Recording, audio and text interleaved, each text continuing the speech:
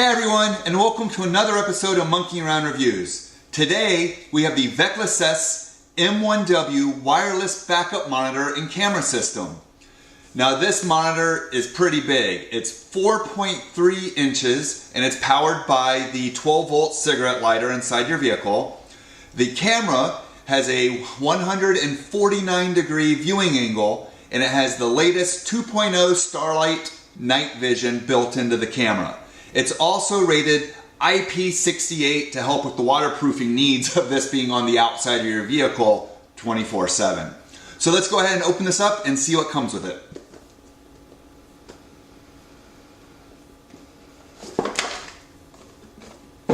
So right here, it was the thank you card that came out. It was sitting on top, piece of foam, and the user manual.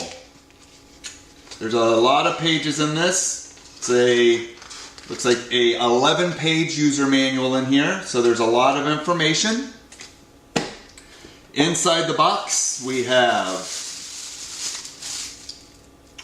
looks like mounting hardware for the monitor. You'll be able to screw the monitor on here, and then it's got some tape, so that'll go right onto the top of the dash if you need it. A cigarette lighter to USB adapter, and there are two USB ports in here, so I'm guessing this thing's going to be powered by USB, and it also gives you another port here if you need it for charging your phone.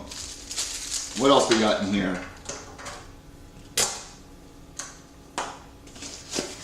The monitor. So here you go, 4.3-inch monitor.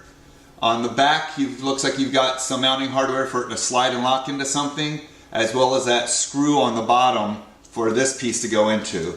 So for right now, we're just going to go ahead and attach this to it. Or not.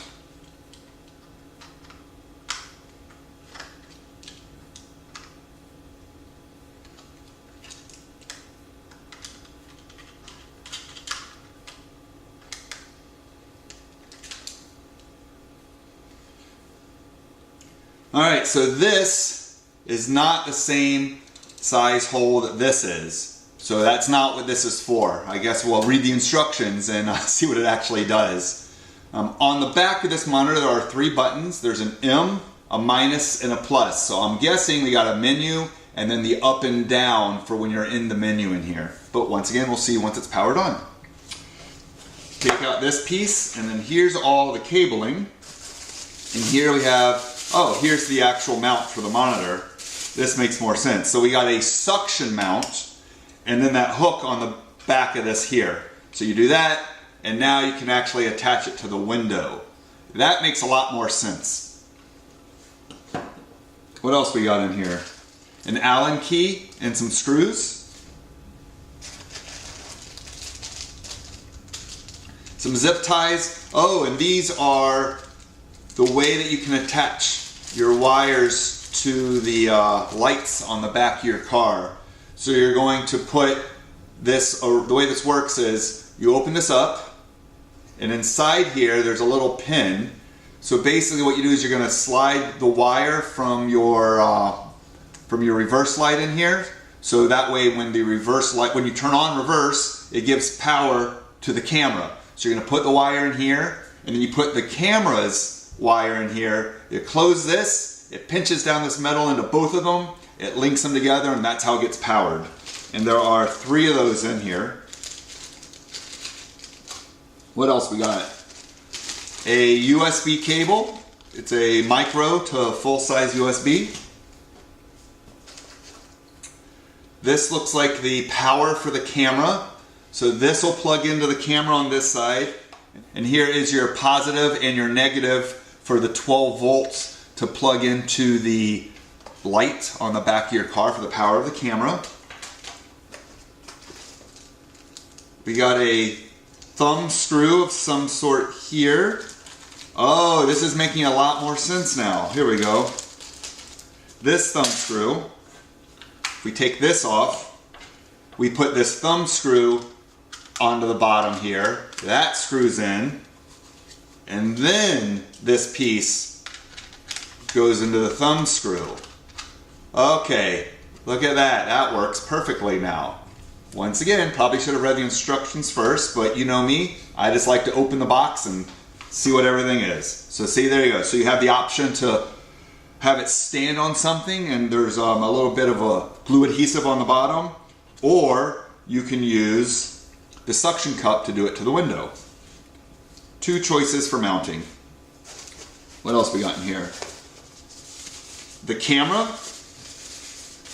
very important piece of this setup. So you've got the camera here. So there's some adhesive here on the back of it, so you can peel this off and stick it right to the car wherever you want it.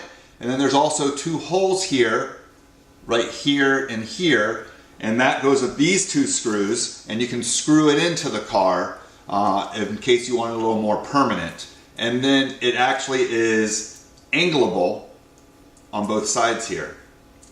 And then this wire here goes to this, so you'll be able to plug those in together. There's 4 wires in there and a little nipple so you can line it up. So there you go. This is what goes into your 12 volt light, and then the rest of it goes to the camera here. And I'm guessing that this little piece here in the middle is the wireless transmitter for the camera. I'm not real sure, but that's what I'm guessing. Once again, maybe the manual will explain it. One last thing in here is this piece of orange plastic. No idea what this is for. I will look it up in 1 second. So the manual said that this is a plastic crowbar. I'm guessing in case you need to pull some stuff back to feed this wire through without having to drill a hole, that's what this is going to be used for. Once again, probably should read the manual. So I'm going to go take a look at this manual, and I'll be right back. Alright, so I have this all set up. I'm doing it here in the house to make it easier for you to see. But what I have done is I have the monitor plugged in via USB to power, and then I have the camera plugged in via a 12 volt adapter going into power here as well, just so I can simulate it being plugged into the reverse light. So as you can see right now, there is nothing on the monitor. The monitor is on. In here, if you hit the M button, it goes from pairing over to other settings like contrast and brightness. It also gives you the parking lines that'll show you when you're getting too close to something, as well as it lets you mirror it where if it's looking backwards to you, you can hit the button and it flips the image. So what we're going to do is right now there's, like I said, nothing on the monitor, but it is powered on. I'm going to plug in the 12 volt adapter to the camera, and that's going to simulate me going into reverse, and you're going to see how fast, there it is already, there's the camera. And you should also see that the parking lights, the red, green, and yellow that are showing you how close you're getting to something should be on, because I did turn those on. Yep, they are there. So it literally just kicks it right on. The second it sees a signal, the image is there. If I go out of reverse, which turns off those reverse lights, you lose the signal. Once again, plugging it in would be simulating hitting the reverse light, and there you go. So all I did was I took the red line and I attached it to the positive and the black line to the negative. That's the same thing you will do when you find your reverse lights. The reason you want to do reverse lights is if you do it to any other 12 volt source, this camera will be on at all times, and obviously that could be a drain to your system if some sort of power that you've connected to stays on. So they recommend the reverse light. That way it only comes on when you put the car into reverse and those white lights come on the back of the car. Now this has, I can see 6 infrared lights on it, so this thing is supposed to be really good at night. So what I'm going to do is I'm going to step away and turn off all the lights, and you're going to see how this thing looks. I'm going to leave the camera on so you can actually see it adjust instantly when I turn off the lights. And there it is. That's it kicking into night vision. So the coloring has gone away a little bit, yet it's still showing it in black and white. You can see that white hue around me in the center where the actual infrared lights are lightening me up here. So the lights are back on. As you see, the color has returned to the monitor. So it is almost an instantaneous switch from night vision to regular vision within this camera. So after going through the instruction manual, I realized that there's not a lot of information about the pairing in here. Now, I didn't have to pair. This worked right out of the box without having to do anything. But if I did have to repair, I was like, well, how do I do that? Because if you hit the menu button, it says pairing, but nothing happens. After playing around, if you hit the down button after it says pairing, it gives you a 30-second count. So I'm guessing that's how the pairing happens when you're in that 30 seconds. Obviously, I can't check it because we are paired and there is no unpair button in here. All in all, I think that this is doing exactly what it says it's supposed to be doing. We've got the camera here, we've got the monitor here. They are not connected together in any way. They're just both plugged into power. It works within 3 meters, at least the instruction state should work within 3 meters of itself. So that's around 16 feet.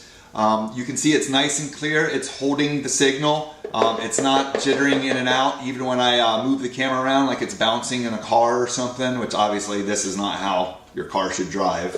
But it is holding nice and steady in there. So once again, this has been Monkeying Around Reviews with the Veclesus M1W wireless backup monitor and camera system. If you've used one of these in the past, I would love to hear about it in the comments below. And as always, make sure you subscribe.